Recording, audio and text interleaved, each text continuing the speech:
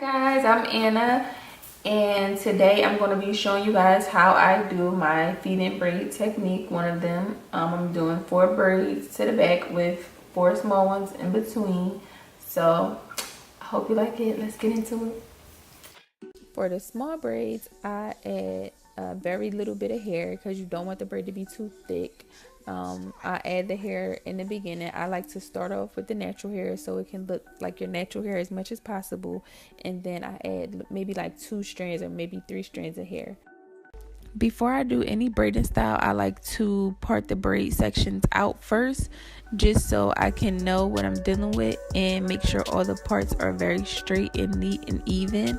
If I'm doing any braid style with the little braids, I always do the little braids first, because that can be my guide to where my big braids are going to be and to section them off.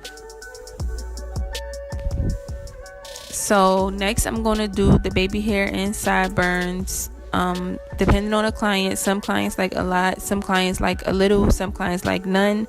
So it just all depends on the client. With this client in particular, I'm going to be doing dramatic edges, and also I'm going to do a separate YouTube tutorial about how I lay and swoop the edges.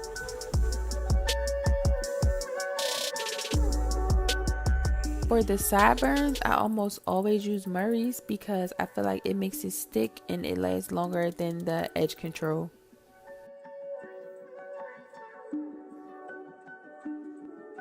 So before I start the braid, I use some Shine Jam Max Hold to put on the outside of the braid. Different clients have different textures hair, so you just have to be a good judge of who needs the Shine Jam and who doesn't, because everybody doesn't need it. With this client in particular, I'm going to put it on the outside and on the inside of the braid, like in between, because she has a thicker root. So that way it'll be easier for me to make the braid look very sleek and come together.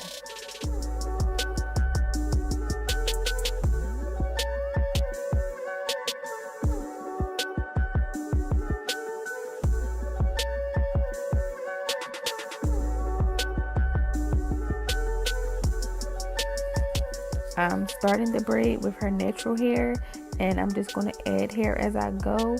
I like to start adding with small pieces, and I go bigger as I get, more further down in the braid. To achieve the stitch look, I like to use the comb to get the precise looking, neat looking parts. Some people like to use their fingernail, or they can use their fingers. But me personally, I like to use either the right tail part of the comb or the comb to part it, because I just feel like it gives you a more clean, neat part.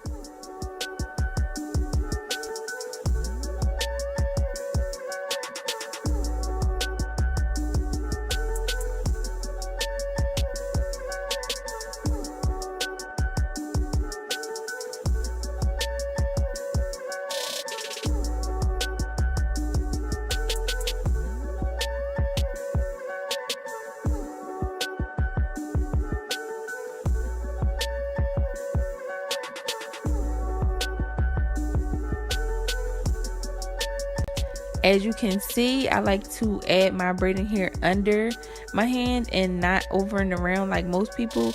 I like to do it this way because I feel like it gives it a more realistic look, whereas though you can't tell if there's braiding hair in the braid or not.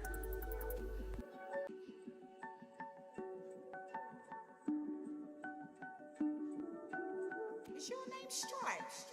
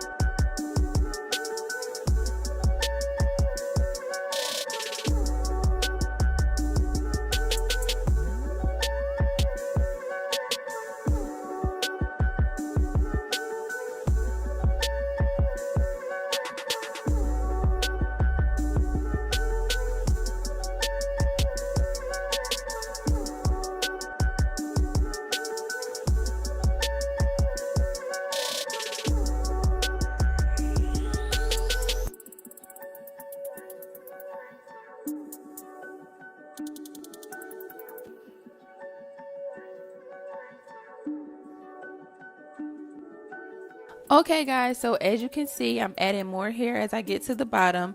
And also, I just want to remind you guys, make sure that your braiding hair is stretched or uneven so that when you finish the braid, it's a sleek look and not so bulky and straight even across, because you might not know what to do with it and you might be forced to have to like burn it or something. So just make sure that your braiding hair is stretched, and you want to have a skinny bottom, not a thick bottom. So after I'm finished braiding all the braids down to the bottom, I go up the braid and just cut all the excess hair off, not the real hair, just the braiding hair, because you know sometimes it can be have a little bit of flyaways. And I dip the hair. I have an electric kettle. I prefer an electric kettle, but I had to compromise. I didn't have one at this time, so I dipped her braids in hot water.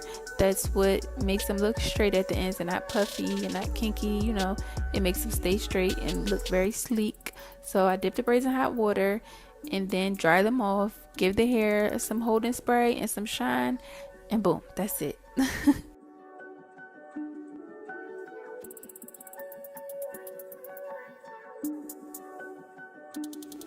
Well, I hope that was pretty easy for you guys to learn. And if you have any questions or comments or any hairstyles that you want to see, you can just comment below. And don't forget to like and subscribe to my channel. Thank you guys for watching. See you next time.